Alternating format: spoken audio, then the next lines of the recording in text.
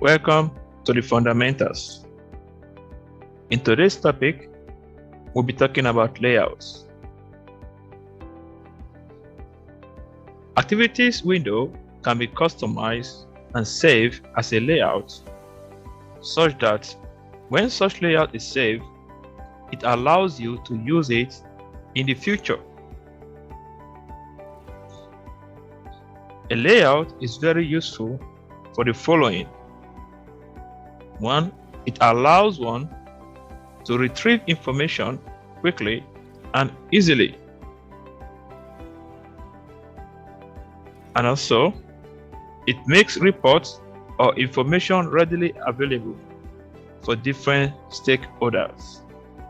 In other words, once you save a particular window activity or the look or probably a report and use it to send to any of your stakeholders, be it a project manager, a director, or even a client.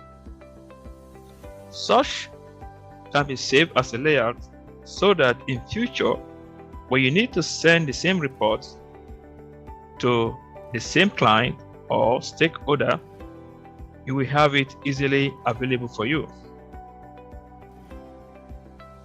Now we're going to do a demonstration of how to create a layout. We're going to create a layout. We're going to title the name of the layout, New Project Layout. And this is what we want to display in that layout. We want to see our activity ID. We want to see our activity name. We want to see the original duration. We want to see the start. We want to see the finish. And we want to see the predecessor. So the purpose for creating this particular layout, as the title says, is a new project layout. It simply means that whenever we are about to create a new project, or we're about to work on a new project, so we're going to be using this layout to start to build our schedule. Now we're going to go ahead and create the layout as instructed. So I'm going to open the same project we'll be working on since the beginning of this series, which is our mega apartment project. I'm going to open it up. Now, right now, the layout that we'll be using so far in process of building this schedule has been the classical schedule layout. It already contains some of the things that we want to see, or some of the columns that we want to see in the demonstration that we're about to do. So the first thing you're going to need to do when you're creating the layouts is first of all to make sure that all the columns that you want to see are showing in the table. So for us to do that, we can either right click anywhere or simply go to the tool tab on the top, and there you're going to click on columns. Whichever one we do, we bring up the columns dialog box for you. So I click on that, then it's going to bring out the columns dialog box. It's divided into 3 different sections. The first section showing the available options, in which is normally grouped or put in categories. The second one is the selected options, which displays the columns that you have currently on your table, and in the same order in which they are arranged in the selected options is exactly how they show on the table. And the third section is simply where you have your buttons, where you can click OK and do all sorts of things. So our first step is to make sure that all the columns that they want us to see are right here on our selected options. So we need the activity ID, so I leave that. We need the activity name, that's fine. We also want the original duration, but we are not asked to display the remaining durations. So I'm going to take that one out. So for you to take it out, you have two options. You can either select it the way it is right now, and then use your remove from list button to move it from the list, which is what I'm going to do at this moment. Now what it does is it's going to return it back to the category that it belongs to in the available options section. We also trying to take away this particular column, which is schedule percent complete, because it's not required in our demonstration. So in this case, I'm going to do the second options to take it out, which is the one I prefer most. I will just double click on it. And when I do that, again, it's going to bring it into its category where it belongs in the available options. We wanted to see the start, we need that. I leave that. We wanted to see the finish, but we are not asked to display the total float. So that also I'm going to remove from the selected options column or section. Now, the only thing missing of all of these items in my selected option is the predecessors, which is what I'm going to have to go bring in, because right now it's somewhere in these available options and I have to go look for it. If you're a beginner, you may not have any idea where some of these are at the moment. It's just going to be maybe a guesswork, or when you look at the categories, you can easily say, okay, probably it's going to be in this group.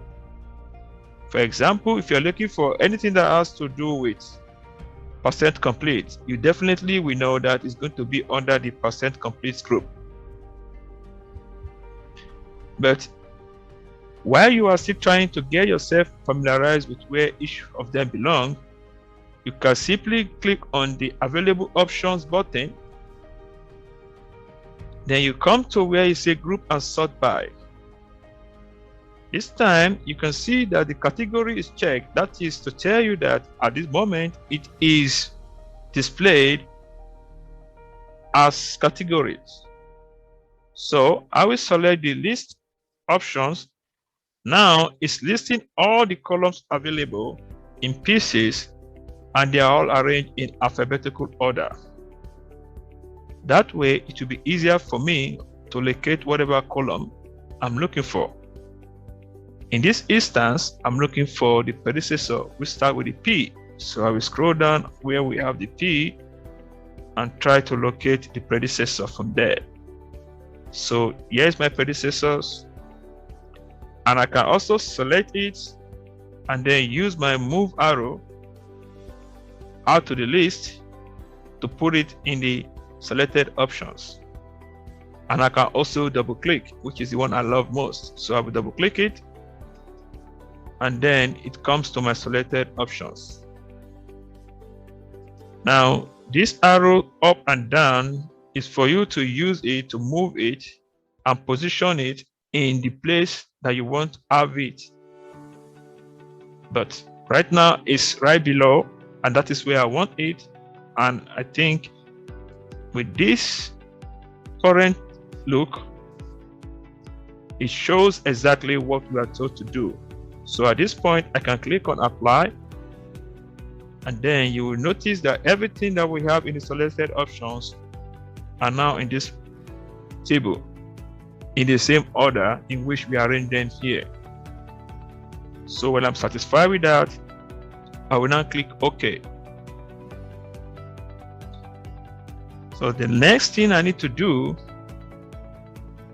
for me to complete the creating of layout exercise is to save it as a layout, so that when next I want to use it, I can easily call for it.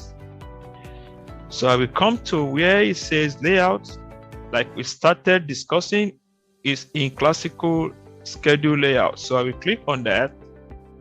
Now we come to layout. Because I'm saving it for the first time, I'm going to click on Save As.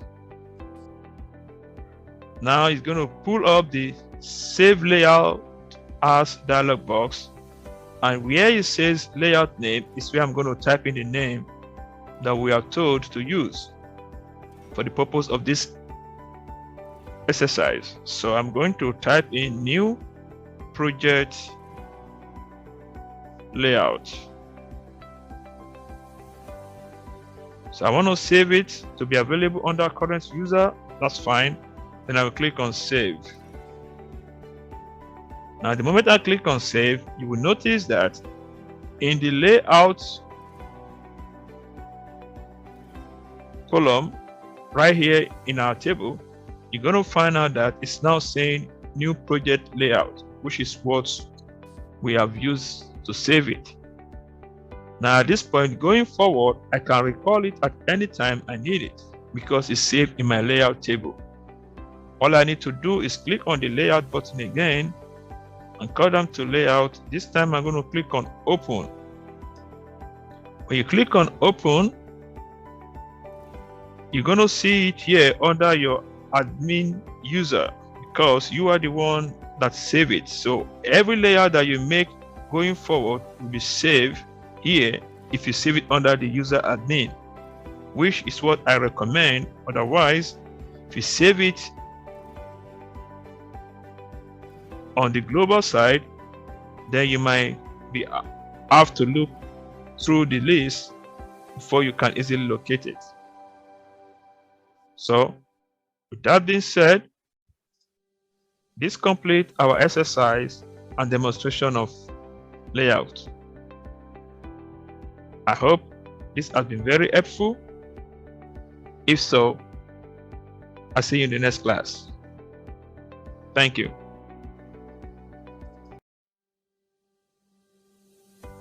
Hello, and thank you for being part of this teaching. We hope this video has been very helpful to you. Just a reminder that this is one of the videos in this series, and all the videos are available on this YouTube channel. Please don't forget to give us a thumbs up and leave a comment in the comment section. If you find this video helpful and you're yet to subscribe to our channel, kindly do so by clicking on the subscription button to afford yourself easy access to more videos that are constantly being loaded for the purpose of enhancing your careers. Are you interested in taking the full course for this training? Please visit our website at www.greenlandfoundations.com. You can reach us via email info@greenlandfoundations.com or glandfoundations@gmail.com, as well as communicate with us via phone, text messages, or WhatsApp at area code 281-772-0211. We have live online and remote classes for the following: Primavera P6, Microsoft Project, Microsoft Office Tools, Project Management Professionals, Basic Computer Training, and many more.